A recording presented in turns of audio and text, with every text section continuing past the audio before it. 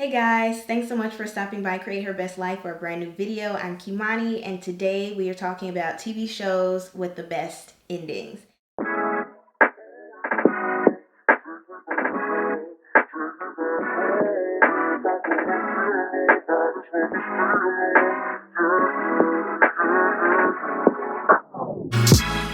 Now, I know you're probably thinking there are not a ton of TV shows that have really good endings, and you're probably right, but I have a few that I really enjoyed, and I thought that it would be cool to highlight and go through some old shows that I used to watch all the time, and maybe it would be fun for you guys too. So I'm going to just jump right in. Just a quick FYI that if you are not into spoilers, if you haven't watched these shows or seen the endings, please don't watch this any further. But then go ahead and go watch them and then come right back. So the first show I want to highlight is Insecure. It just wrapped up and almost everyone has seen the ending and have been super excited and just loved how beautifully they put the show together, and I just wanted to highlight that really quick. So for those of you that don't know about Insecure, I'm going to just pop in with the log lines, the little tidbits of information of the endings from either IMDb or Wikipedia or somewhere else on Google, just so that I can clear up all the copyright issues and whatnot, and just so you guys know where you can find them later on. This new look is working for us. Do you like this? And we got our braces off. Let me see them teeth. Let me see them teeth. Let me see them teeth. Show me how you eat. We stupid. Insecure logline is: modern day black women might be described as strong and confident. In other words, just the opposite of Issa and Molly. As the best friends deal with their own life issues and flaws, their insecurities come to the fore as together they cope with an endless series of uncomfortable everyday experiences. The comedy series looks at the friendship of two black women in a unique, authentic way. Now, I thoroughly enjoyed Insecure because, for really the main reason that they just said, two black women, they're best friends, which they don't really depict in Hollywood as much. It's always the black character is like a side character that helps bring the main white character story to life.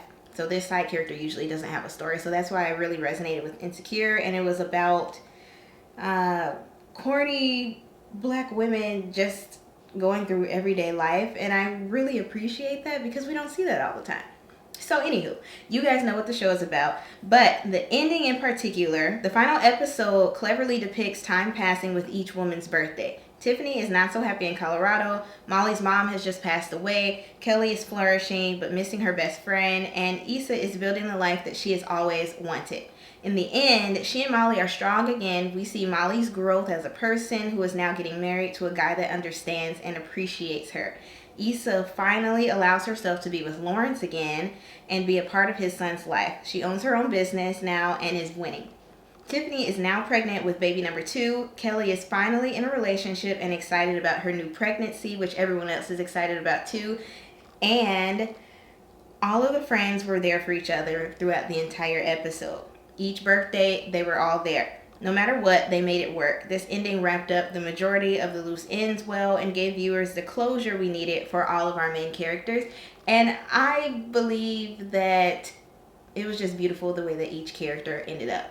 Everyone got what they wanted. Everyone was happy.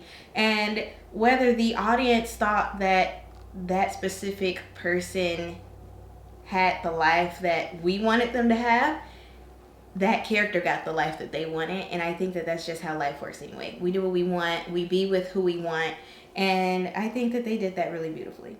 Next on our list is another favorite of mine called White Collar. For those of you that don't know about White Collar, it is a white collar criminal agrees to help the FBI catch other white collar criminals using his expertise as an art and securities thief, counterfeiter, and conman. It's really exciting and entertaining, and I just thoroughly love all the twists and turns that it has.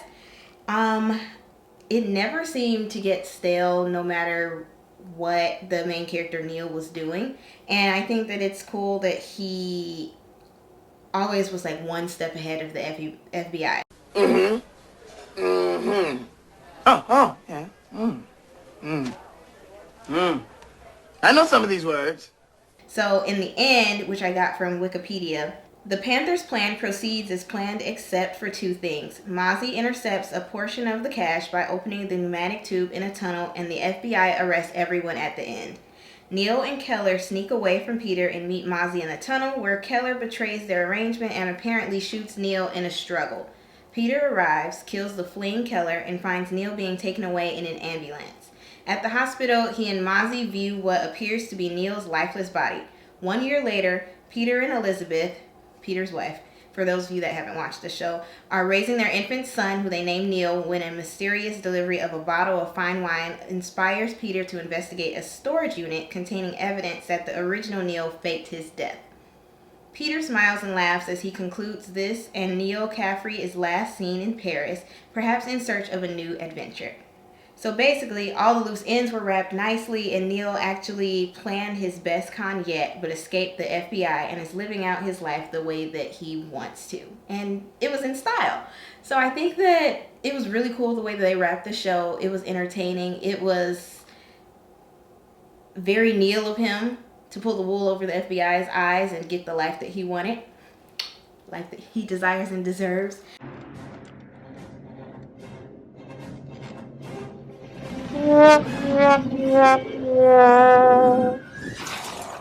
And I think that they did a really good job. The writers did an amazing job. I enjoyed it. And hopefully you guys enjoyed it too. Third on our list is the Vampire Diaries. I know all of you guys are going to talk about the obsession with the vampires from, what was that, 2007, 2008, when Vampire Diaries and Twilight and all the other stuff came out. But I thoroughly enjoyed the show. They did a really good job with it, minus the Confederacy obsession that the writers had. I have no idea what that was about. Well, we do, but that kind of bothered me, but I still thoroughly enjoyed the show. They did a good job, aside from the way that they treated Bonnie. But regardless, if you don't know anything about this, the logline reads, "The lives, loves, dangers, and disasters in the town Mystic Falls, Virginia. Creatures of unspeakable horror lurk beneath this town as a teenage girl is suddenly torn between two vampire brothers." For over a century, I have lived in secret. Until now, I shouldn't have come home. I know the risk, but I had no choice. I have to know her.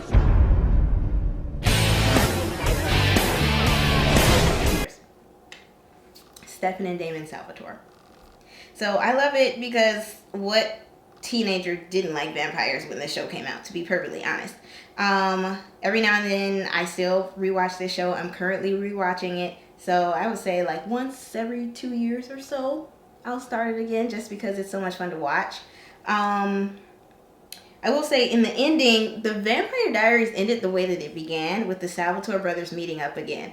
It was very poetic, and oddly enough, Stefan and Caroline ended up together until, per usual, Stefan makes himself a martyr by injecting Damon with the vampire cure and sacrificing his life to save Mystic Falls. Per usual. Elena's on the other side with Damon. They get their happy ending. Caroline has kids with Alaric and lives on without Stefan, which is a long story if you haven't seen it before.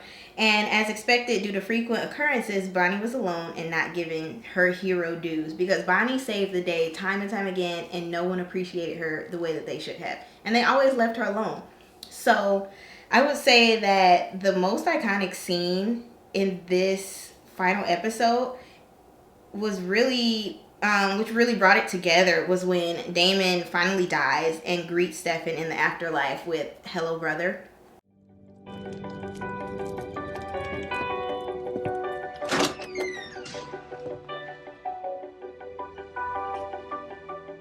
Damon. Hello, brother.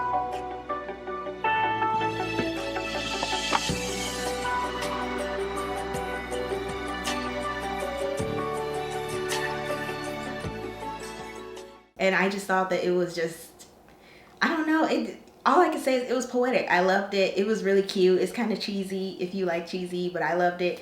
And I think that overall, I kind of didn't really like the last couple of seasons because Elena was gone.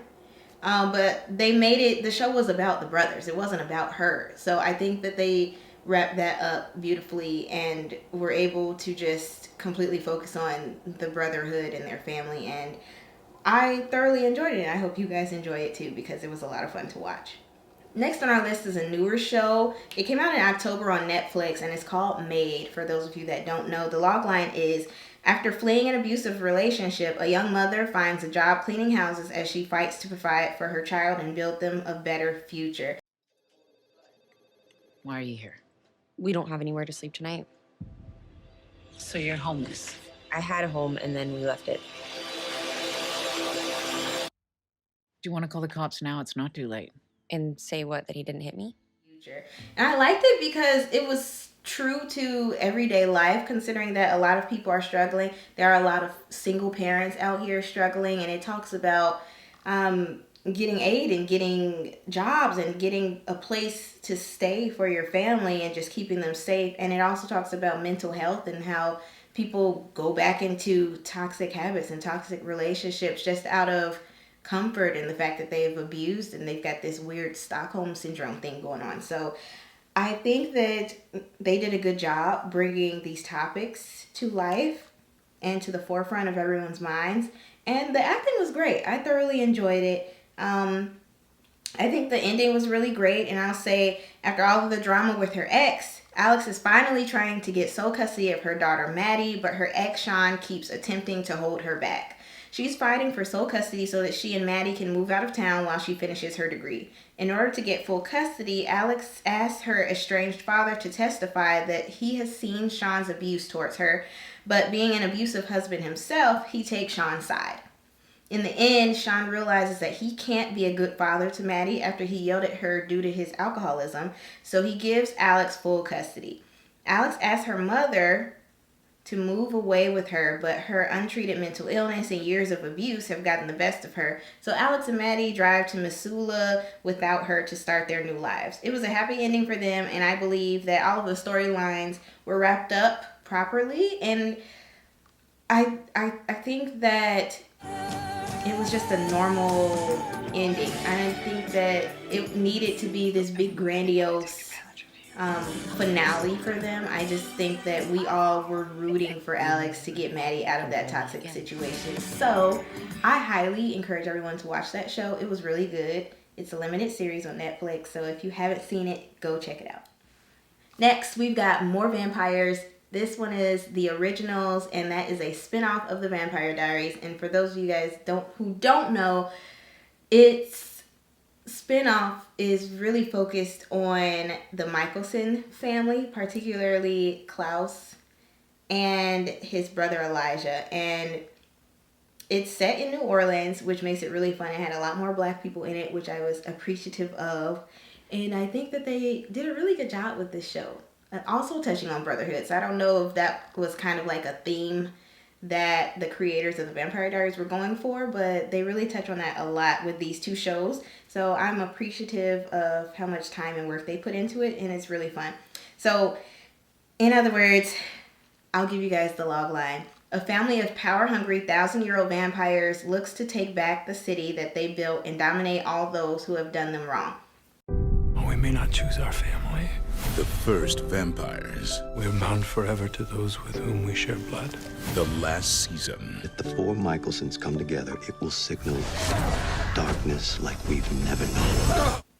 And the ending is basically, as Klaus attempts to kill himself, he is interrupted by Hope and imprisoned. He hallucinates Michael, which is his dad, which causes him to break free, and Cammy, who stops him from hurting Hope in time for Elijah to snap his neck. So Klaus awakens to find that Elijah has absorbed some of the Hollow's magic so he can say his goodbyes. Caroline holds Klaus to his promise years ago to tour New Orleans, so they tour New Orleans together, and she encourages him to say goodbye to Hope and give her closure. Because Hope is his daughter and she deserves closure from her dad. And especially because her mom is already dead. So Marcel, Rebecca, Elijah, Freya, and Keelan reminisce about Klaus in this episode, and they're joined by their brother Cole. And Klaus is able to say his goodbyes to everybody, and then he and Elijah are sitting next to each other on a bench after having promised the cure to vampirism to Rebecca. So it's they kind of were paralleled, having the cure for Rebecca and also the cure in the Vampire Diaries for Damon and Elena, technically. So I think that that was really, really cool that they tied them together a little bit because some of the characters overlapped between the shows. And then, so Rebecca gets the cure, and then Vincent agrees to help Freya and Keelan start a family despite having declined to earlier, and Marcel tells the vampires to leave the city because Marcel is this weird psycho hybrid vampire now. And Rebecca finally accepts Marcel's marriage proposal, and Elijah reveals his plan to die by Klaus's side as his life's purpose to redeem Klaus has been fulfilled. They stake each other, destroying the Hollow for good, and their ashes are being spread across New Orleans. I thought that that was really sweet. It was cute, and I think that we all, as viewers, got the ending that we deserved.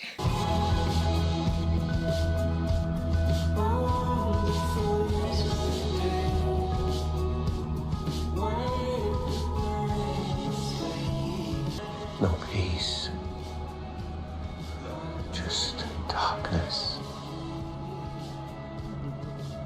We face it together. As always. I don't deserve the love you've given me, brother. Next on our list is another favorite of mine, The Fresh Prince of Bel Air. Who doesn't love a good comedy, right? Will Smith. So anyways, the logline is, a streetwise, poor young man from Philadelphia is sent by his mother to live with his aunt, uncle, and cousins in their Bel Air mansion. Cue the theme song. Now this is a story all about how my life got flipped, turned upside down, and I'd like to take a minute, just sit right there. I'll tell you how I became the prince of a town called Bel Air. So in the end, Ashley has decided to move to New York City for performing arts school while Hillary tapes her show there. Carlton is transferring to Princeton, and Jeffrey moves to London to be with his son. Will sees that everyone is moving on with their lives, so he tries to get an apartment when Uncle Phil and Aunt Viv put the house on the market to live closer to their kids on the East Coast with Nikki. In the end, Will stays in Cali with Jazz to finish school. I thought that this was a good wrap to the series because it didn't end abruptly, like just random mid-season cancel. It had everybody having their own end game, and Will was able to branch out on his own with the tools that Uncle Phil and Aunt Viv had given him over the past, I'd say maybe 6 years of the show. And he was able to function as a whole adult with all their tools that they gave him. So I think the ending was sad, but it was also really cute because they had like a lot of cameos in it, and it was just fun, and I'll pop a little clip on just so you guys can see, but it was just really fun to watch, and I think that they wrapped it up really beautifully.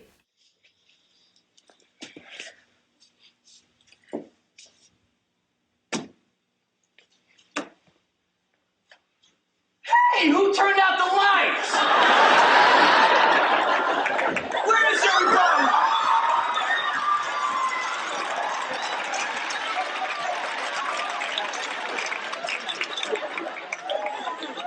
I am definitely gonna miss you, see. And last but certainly not least, we have Parenthood, and that's another favorite of mine. The logline reads, the lives and tragedies of the Braverman family tree. That's it. That's the tweet. I just wanted to ask for your blessings. You take care of my daughter. These are the things we'll remember. I am a grateful man. We did good, didn't we? We sure did. Have I been a good father? The very best. These are the best. The Parenthood finale, Thursday on NBC. So anywho, if you don't know that show, it's a huge family. It's 4 kids and their parents and their kids' lives and their friends and just a lot of family stuff. And they've got a kid with Asperger's and all types of stuff going on. So I think that they touched on a lot of everyday problems and struggles that people go with, like illness and just everything. And it was a really fun, touching show to watch. In the end, Sarah and Hank are married. Hattie returns for the wedding. Amber adapts to her new life as a mother and agrees to move in with Zeke and Camille. Adam and Christina talk about the future of Chambers Academy, and then Adam becomes headmaster of that school. Crosby reopens the luncheonette and makes Amber his new partner. Joel and Julia adopt another child, Victor's half-sister. Millie finds Zeke, who has died, at peace in his sleep. A musical montage begins with his ashes being spread on a baseball field, exactly as Zeke had requested. And they show each family member branching off into their own life after Zeke has passed, but they're still really close and tight-knit in the end. And I think that they wrapped it up really beautifully, where I didn't feel like there were any holes or pieces that, you know, they forgot about throughout the season that we didn't touch on. So anywho, I loved all these shows. I hope you guys love these shows. I hope you enjoyed this video. It was a lot of fun to make. Comment below which shows are your favorite from this list, or if you have any endings that I need to watch, because I really love watching TV shows. So let me know if you guys like this. I hope to create more of these in the future, and I'll see you guys in the next one. Bye.